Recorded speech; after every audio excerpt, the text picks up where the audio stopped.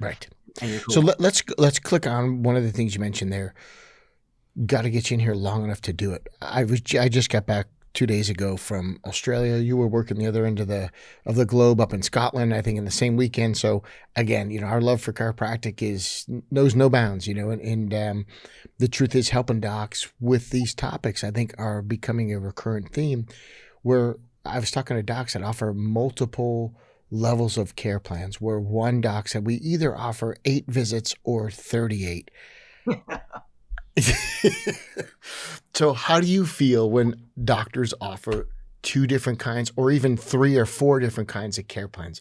What do you think that says about their recommendations? I feel the same way about that as when I go to the dentist and they say you can either have 9 fillings or one. My question would be, why would I need 9 or why would I need one?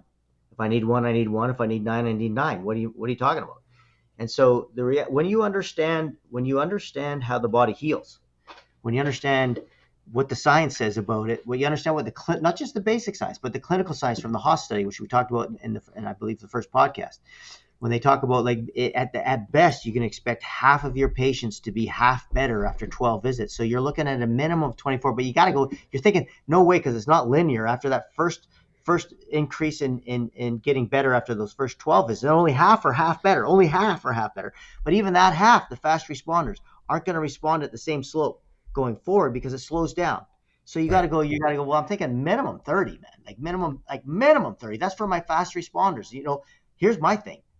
What I say to people, and Brad, you could tell me if you think this is a good idea or not, but I always go, listen, why I work so well, why my stuff works so well, and why I have this care plan and add the essential nutrients is because I have the ability to turn anybody into a fast responder.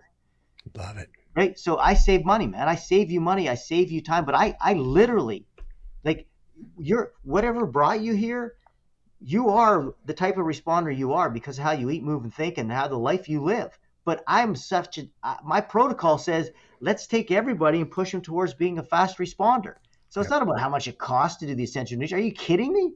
You're going to save all this money because I'm going to take you and move you into that top 50% at least. And by the way, even that top 50%, they weren't even doing all this stuff. And it takes no extra time. It's hardly any extra money, and it's going to save you money in the long run for sure. So that's really important.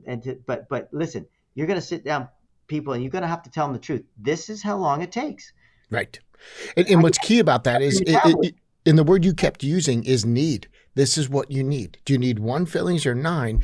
You contradict yourself if you offer both. Yes. You contradict yourself. You can do this or this. Well, which is it?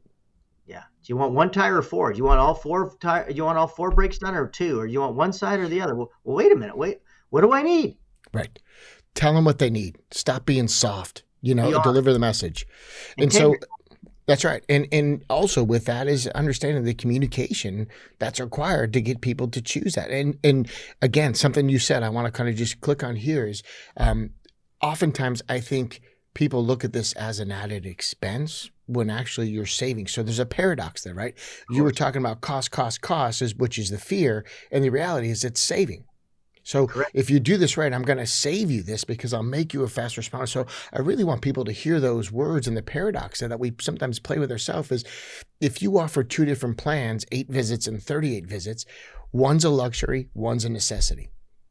So don't do that to yourself. You completely undermine your own authority. Number 2, when we talk about cost and savings, if you lay out your best recommendation, you're actually going to save them in the long run.